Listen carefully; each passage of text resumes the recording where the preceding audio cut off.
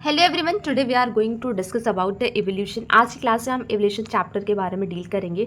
सो इसको स्टार्ट करने से पहले हम ये समझ लेते हैं एवोल्यूशन चैप्टर का वेटेज कितना है। सो यस, इसका वेटेज है that is genetics and evolution का।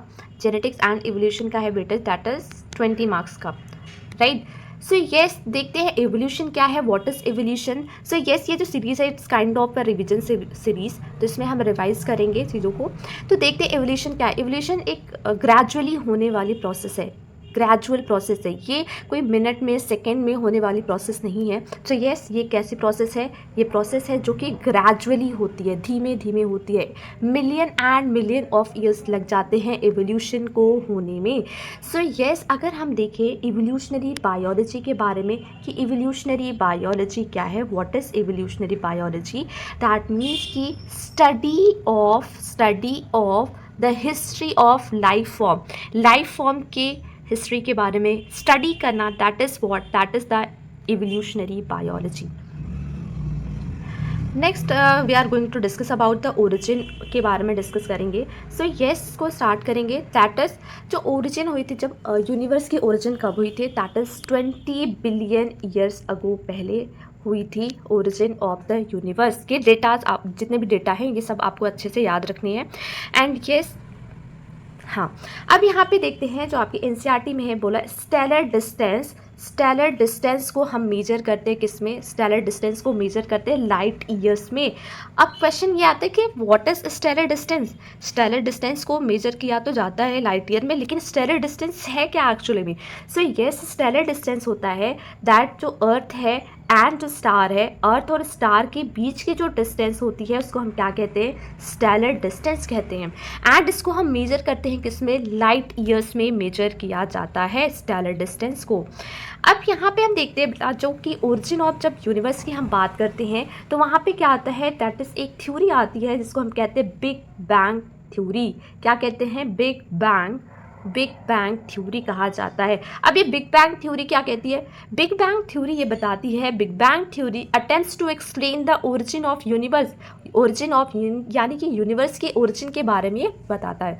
सो यस, ये बिग बैंग थ्योरी ये कहता है कि सबसे पहले क्या हुआ था? ह्यूज एक्सप्लोजन हुआ था, ह्यूज एक्सप्लोजन। एंड इस एक्सप्लोजन के बाद क्या होता है? That is the expansion. क्या हुआ? एक्सपेंशन हुआ, एक्सप्लोजन एंड फिर होता है एक्सपेंशन। एंड इसके रिजल्ट में क्या होता है? इसके रिजल्ट में होता है दैट इज ओरिजिन होती है किसकी? यूनिवर्स की ओरिजिन होती है, ओरिजिन ऑफ यूनिवर्स।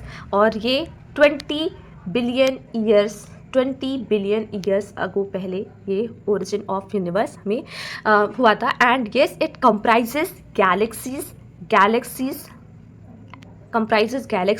और गैलेक्सी क्या होती है? गैलेक्सी में क्या क्या कंटेन करता है? दैट इज द गैलेक्सी में आते हैं स्टार्स, आते हैं stars, clouds of gas, dust, ये सारी चीज़ें, ठीक है।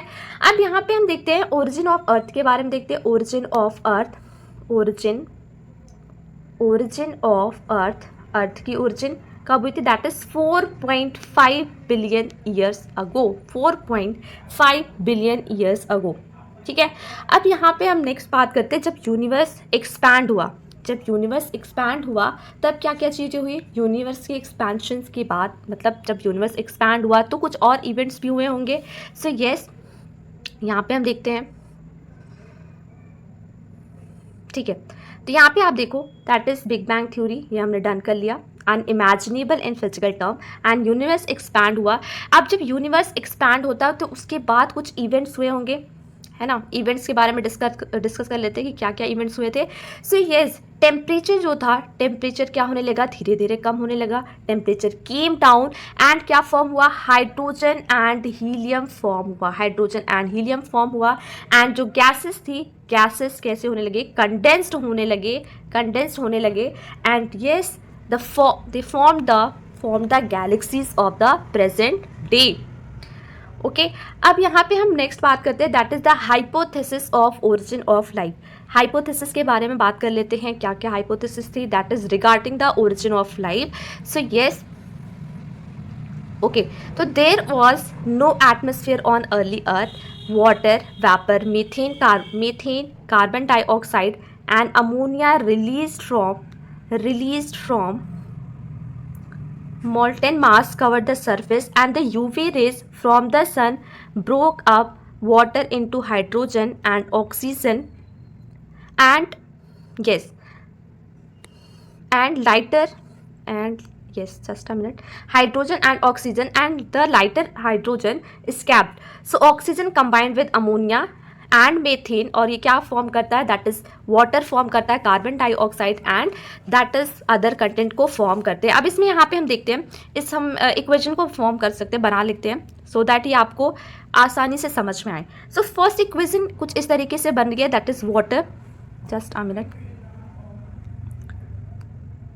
यस, H2O वाटर, ठीक है, यूवी रेज की प्रेजेंस में, यानी कि यूवी रेज है, ठीक है. अब ये क्या फॉर्म करे, H2 प्लस ऑक्सीजन, यही पढ़ा हमने, यही हमने देखा. यहाँ पे आप देख सकते हो that the UV rays from the sun broke up water into hydrogen and oxygen and lighter hydrogen escaped. ये वाली इक्वेशन कंप्लीट हो गई.